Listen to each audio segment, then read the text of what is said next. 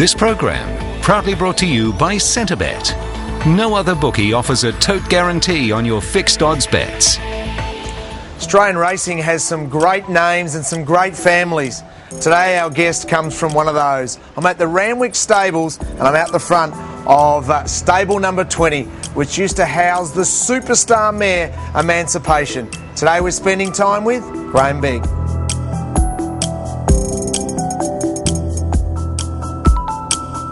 Grahame, thanks for spending some time with us today at your Randwick facility here.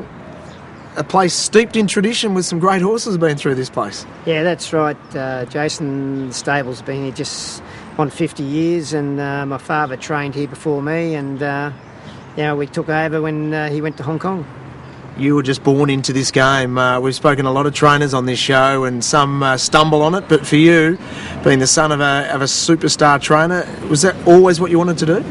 Yeah, I sort of was always involved in some capacity, and sort of left school when I was 16 and went straight into it, and used to do a lot of the travelling from my father interstate. Those days had a lot of horse in training and had a lot of very good horses, and we'd be all over the place, and it was a very good grounding. And obviously travelling all the time with your dad, that would have been fantastic for your relationship as well. Yeah, no doubt, and we had some very good horses to go with, so it made it definitely worthwhile. Talk about good horses to go with. I just looked at box number 20 over there. We're all silent. He's a superstar, has been for you, but Emancipation used to be in there. Just a super mare. Yeah, no, she was a great mare, and she won sort of 7 Group 1 races, and I think she won 19 races all up, and I used to look after her, and that was her box, and we actually try to keep the good horses always in that box, so he's in there, and he's a resident at the moment. Emancipation, what was her greatest win? With so many wins, and you mentioned all her Group 1s. What day did you think that she was at her absolute best? Well, she had some great contests and raced some very, very good horses at that time in very good form. Horses like Sadapa and Manicardo. She beat Manicardo as a 3-year-old filly, and probably, I'd say, best win, I'd say, would have been when she won the Doncaster as a 3-year-old filly. She carried a weight-carrying record. Yes. I think, for memory, she had something like 53.5 or 54.5, and it's pretty much unheard of 3-year-old fillies doing that, and she demolished that field, and she certainly gave us a lot of great memories. And Ronnie Quinton rode her in 27 out of the 28 starts. They were inseparable. Yeah, that's correct, and I think the only other jockey that rode her for a win was Kevin Moses. He actually won the Manifold Honour in Melbourne, and so Ronnie had a great association and knew her well, and unfortunately she was retired too early. It wasn't due to any ill health or soundness issues or anything like that. It was just a decision at the time. She was raced on lease, and the lease had expired, and the owner at that time decided to call it a day when she went back to him, so there was no real reason why she had to be retired, so that was disappointing. So many other great horses, Veloso and Heat of the Moment, November Rain. Any others that have a special place in your heart? Yeah, we always thought that Dalmatia, he was a horse that Dad got from Queensland, and I think he might have been a maiden at the time, but he went through and won an Epsom and also won a Rawson Stakes, which is now the Randvet Stakes, and held the track record at Rose Hill for 2,000 metres, and he was by Sir Tristram, and he was one of the early Sir Tristrams, but he had great acceleration, but unfortunately he was very unsound. He always sort of had suspensory ligament issues, and he was sort of day to day, and we never really actually saw the really best of that horse, and his career was cut short, but highly talented horse. What is it with the Beggs and their fillies? Of course, we mentioned Emancipation, but Heat of the Moment was a super 3-year-old filly, and of course November Rain won 3 Oaks as a 3-year-old filly. That's right, and getting back to Heat of the Moment, I remember her coming into the stables, a yearling. She was that small she couldn't see over the top of the door of the box, and I said, geez, what's this? Anyway, but she went on from strength to strength, and she actually was just a real sleeper in the stable, because she raced well as a 2-year-old, but then when she became a 3-year-old, she really hit her straps, and never forget, we took her to Melbourne, and she drew an outside gate in the 1,000 Guineas at Caulfield, and Jimmy Cassidy rode her, and Dad just gave him the instruction, just ride her kindly, don't chase her out of the gate, because she drew sort of 19 gate or something like that. Anyway, she was back second last or something like that in the capacity field. Next thing, she stormed home and ran second. Anyway, Jimmy come back in and said, "Geez, wish you had told me it was this good." So anyway, I don't know if he thought he was going to put a bit more effort into it. But anyway, she went on and I think she won the Wakeful after that and came back the next preparation. She won a George Ryder and won a Chipping Norton, but it's a great filly. Yeah, she was an outstanding filly in the Oaks filly November rain. It's rare for 3-year-old filly to win not one, not two, but three of the Oaks, VRC, the AJC, and up in Queensland. Yeah, you don't see it very often these days. And not only that, she also won an AJC St Ledger. Yeah. And I think she might have beaten a horse called Just a Dash and another horse called Red Nose of Theo Green trained. I'm not 100% sure, but I'm pretty certain they were around at the same time, and she beat them, and they went on to race very well in Melbourne Cups, obviously, with Just Dash winning. But she was a superstar, and she was another one. She was retired very early. Yeah. She didn't race past her Queensland 3-year-old year, not due to any injury or anything. Again, the owners just said, well, she's achieved 3 Group 1 Oaks and will retire. Anyway, she certainly could have been a Cups horse. When your dad decided to go over to Hong Kong, got the opportunity to go to Hong Kong, it was no doubt a big family discussion. Will we go? Will we not go? And you decided to go and to stay here and take over the stable here and go out on your own. Big decision? Yeah, it was a big decision. Dad sort of got to the stage where, he thought, well, I've done as much as I can do here, and, he was looking for a new challenge, and accepted the offer to go there, and it opened the door up for me. So, we've sort of never looked back since. Is your training philosophy identical to your dad's, or you've tweaked a little bit over with other experiences you've had? Oh, I tweaked a little bit. It's very hard, being exactly the same, but, we don't push them too hard early, and we probably always tend to be on the gentler side, we're not hard gallopers of horses, and we don't gallop them regularly, 2 or 3 times a week. We just back off them a bit if we think they need backing off. And I'm a great believer also, not rushing horses to get them to the races just for the sake of running them. Yeah. If you can educate them up and trial them and then put them away again, I think they come back. If they go out feeling well, they'll come back in good condition. When you started on your own, you started on fire. You really hit the ground running. The Cross of Starway by St Clair is something you know plenty about, of course, produced Telesto, Fraternity and Bonanova, and they gave you some great results early. Yeah, that's correct. 3 full relations, and they all won Group 1 races, so that was fantastic. But the starting point was a horse called Eye of the Sky. Yeah. First year of training, within the first few months, he went on, I think he won Tat Smile at Eagle Farm, then won the Doomben Cup at Weight for Age. Yeah, it used to be known as the Forex Cup back in those days. That's right, he beat the horse called Rough Habit. Who goes all right, I think. He went bloody good after that, I know that. He beat a horse called Soul the Circle and Rough Habit. So that was first Group 1 win, and we had some great horses coming through the system, following on from Eye of the Sky.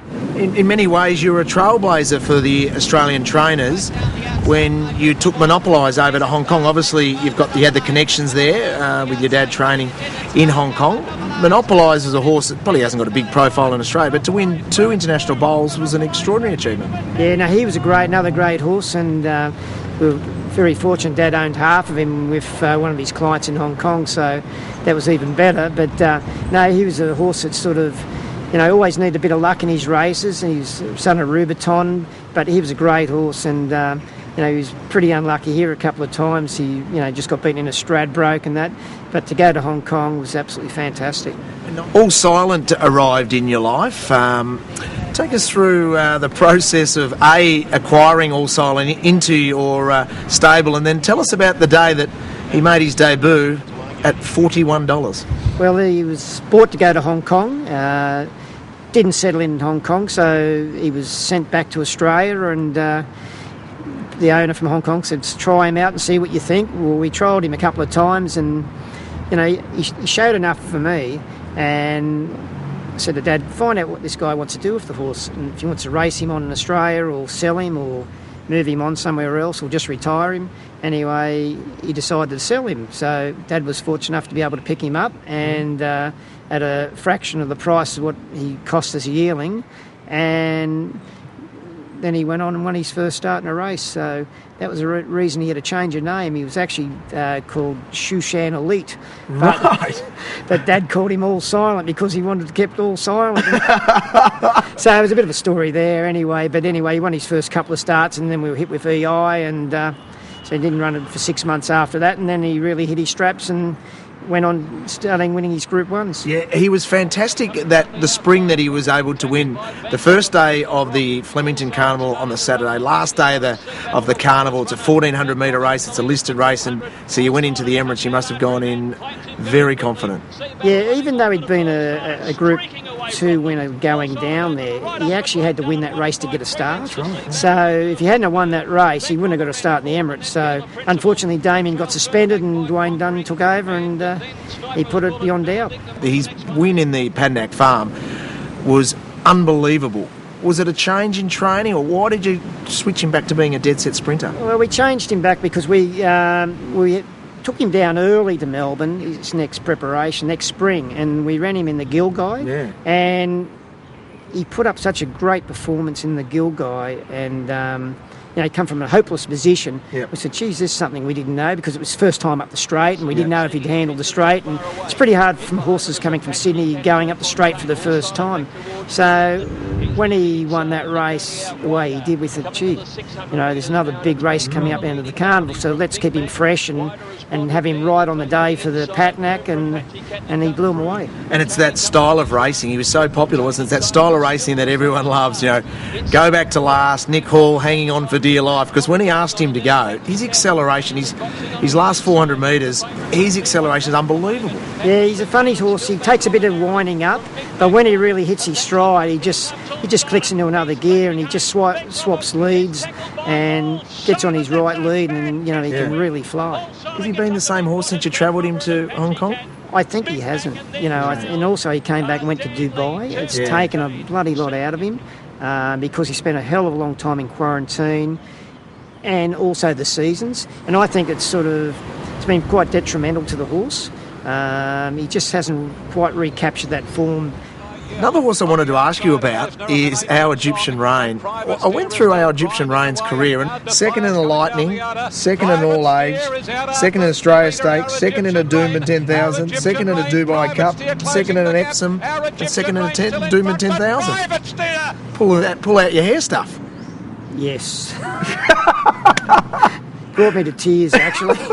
I think that the day that, and a lot of them were very close finishes. Yeah. I think the day it upset me the most, I think, was the day that she was home and hosed in the All-Age Stakes, and she happened to run into a horse called Private Steer, who was in unbelievable form, and they came down the outside fence anyway. She was home and hosed everywhere, and then Private Steer just come from nowhere and just dropped out of the ground, and anyway, bloused right on the line, and I thought, oh jeez, because we'd had a pretty exasperating run of placings in Group 1s and that, and we hadn't had a lot going on in the stable at the time, only other than Egyptian Rain getting beaten in Group 1s, but that I really felt in pain that day. You've been brought up as a horseman, being a businessman and actually running your own business. Is that natural to you? Do you find that easy, or you have to lean on others for that? My wife, she's a big help to us.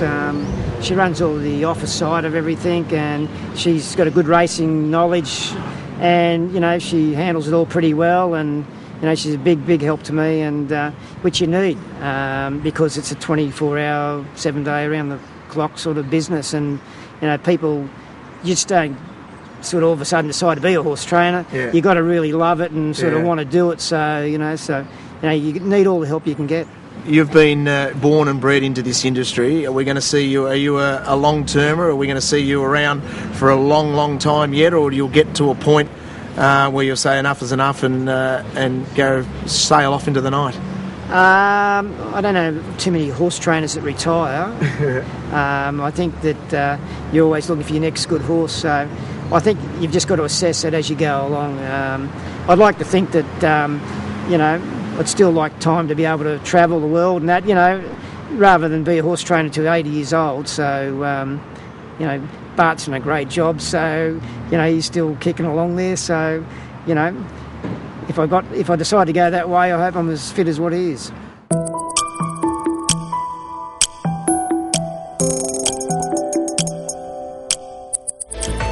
This program proudly brought to you by Centrebet. No other bookie offers a tote guarantee on your fixed odds bets.